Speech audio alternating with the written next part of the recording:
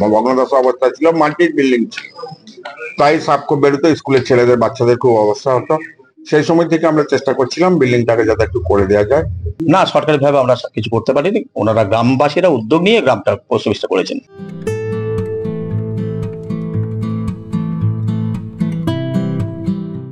তাই আমরা 4 লক্ষ, গতকাল পর্যন্ত 4,60,000 টাকা তুলেছি। খরচও ওই রকমই হয়ে যাবে। 1 সপ্তাহের মধ্যে আমরা আয় ব্যয় টোটাল হিসাব একটা বুকলেট আকারে বিভিন্ন পাবলিক প্লেসে আমরা দিয়ে দিই। এটা আমাদের ট্র্যাডিশন।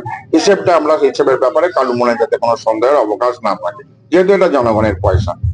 এর জন্য আমি যুবগোষ্ঠীর প্রত্যেক সদস্য যারা অক্লান্ত পরিশ্রম করেছে মানুষের কাছে, যে আমরা প্রায় 800 মানুষের কাছে পৌঁছেছি সাহায্যের জন্য, সবার কাছে আমরা কিছু না কিছু সমর্থন যে পেয়েছি। কেউ কেউ হয়তো বিরূপ হয়েছেন, সরকারি অনুদান আমরা কেন দেব, এটা সরকারি বিল্ডিং, তাদের বোঝানো যায়নি।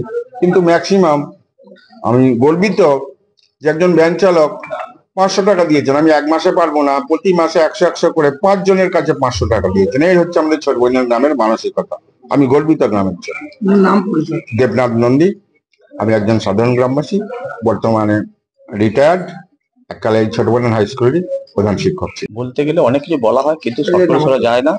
পোস্ট অফিসটা আমার 68টা ব্রাঞ্চ আছে, তার মধ্যে এই বিল্ডিং আমি ডাক বিভাগের তরফ থেকে গ্রামবাসীকে ভীষণভাবে ধন্যবাদ জানাচ্ছি আমাদের একটা ভালো বিল্ডিং দেওয়ার জন্য।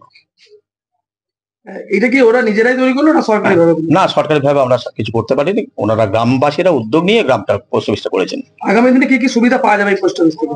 আগামী দিনে আমরা চেষ্টা করছি সমস্ত পোস্টালের যত স্কিম আছে চেষ্টা করছি, এবং আমরা ওনাদের ডিমান্ড আছে আধারের জন্য। আধার একটা দুটো আমরা তো সরাসরি আধার দিতে পারি না, তবে আমরা ক্যাম্প দিতে পারি, সেটা চেষ্টা করবো যাতে এই গ্রামবাসীরা 2-1টা ক্যাম্প করতে পারেন এখানে, যাতে এখানকার মানুষের সুবিধার্থে 2টো ক্যাম্প দেওয়া যেতে পারে, আমরা চেষ্টা করবো।